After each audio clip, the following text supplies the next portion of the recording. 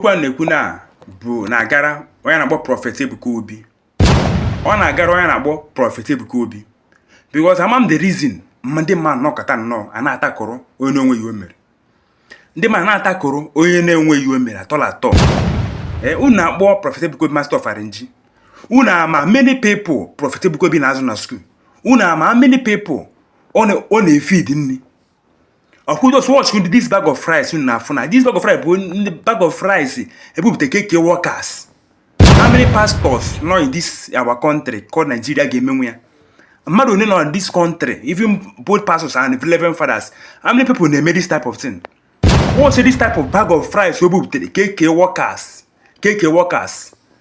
Happen no na be master of arrange, master of arrange. Inko of arrange na nyun. This one for now, where this many bag of rice now or arrange ko arrange. People no can know a brew problem man nisi. HK people na cut see this man about Prophet Ebuka Obi. HK people na cut see this man un ana about Prophet Ebuka Obi. All of them bundi Igbo. Man they never bundi Igbo. When you was another place. When you was another place, ndi Igbo na bundi Igbo ebe mgba. Yes, Prophet Ebuka Obi. Ogo na ebido oge ministry aperempe.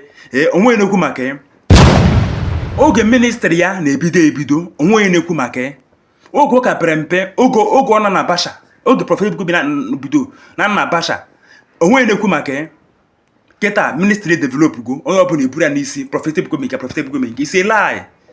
Yes, ndị abụ ndị enemy of progress ndị na-achọrọ ọganiru Prophet Ebuka Obi bie na-apụta nnọọ eburu pepe man n'isi eburu ya n'isi. Gịnị ka Prophet Ebuka Obi mere oge ọ na-ebido oge ọ na-asọfa na oge ọ na-asọfa ebe ka unne nọ keta ministry ego onye ọbụla eburu ya n'isi o mere nke a ọ dị na-achọrọ ọganiru Prophet Ebuka Obi na-emere all this type of thing. Yes, unche that na onwe fu kwugide nnọọ apụta echi asị na ministry Prophet Ebuka Obi adago isela yo ịma dị mụ na-ekwu mmadụ dị mụ ka ndị na-amara na-ame dị mụ na-akọtọ this man na-akpọ Prophet Ebuka Obi dị mụ ka people na-amara na-ame. Yes, dị mụ na-akọtọ dị mụ ka ndị na-amara ya atọ ndị na-ama dị ebe o si na amakwu ya. Prophet Ebuka Obi bụ a na-egbu achara na-eto. Unu afọ ebe a na-egbu achara before achara na-eto. Ị na-egbu achara na-eto, ị na-egbu achara na-eto. Onwe fu nkwude no kumpuro that ministry dan. Yes, onwe fu nkwude no way from now to next year, next 3 years. Ka that ministry da. Yes, unu na-akpọ master of arrange. Wo she rice o bubutere na-eke ndị mmadụ, na-eke workers, na-eke ndị ya nwụrụ anwụ. Na-eke so many people. After no, unu na-afụ that one.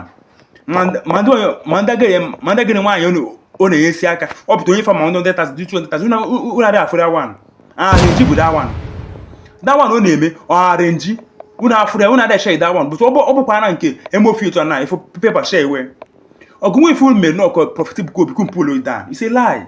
It is very difficult for that man to go down. It's very difficult. Go Prophet Motadiri. Don't share this video. Share in this video. But please don't forget to subscribe to my YouTube channel. Thank you.